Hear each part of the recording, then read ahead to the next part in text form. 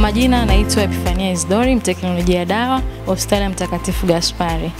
Na leo tarehe 25 mwezi wa 9 tunaadhimisha maadhimisho ya famasia duniani. Maadhimisho haya hufanyika kila mwaka kwa kauli mbiu tofauti tofauti. Na kauli mbiu ya mwaka huu inasema Think Health, Think Pharmacist.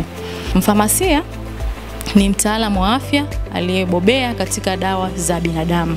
Kazi yake kubwa ni kuhakikisha upatikanaji bora wa dawa na vifaa tiba katika utoaji huduma za afya.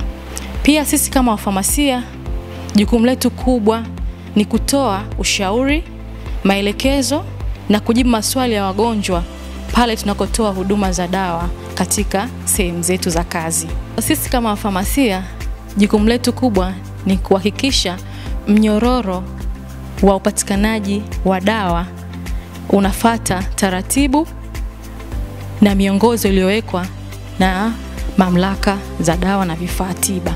Kwa mfano, katika taasisi yetu tuna unit ndogo ambayo tunaita infusion unit, ambayo inahusiana au inahusika zaidi katika kutengeneza dawa za mishipa, au kwa lugha nyingine tunasema IV fluids, ambazo tunatumia hapa katika hospitali yetu. Lengo kubwa la kuanzisha unit hii ni kurahisisha upatikanaji wa bidhaa hii na iwe rahisi kuwafikia wagonjwa wetu.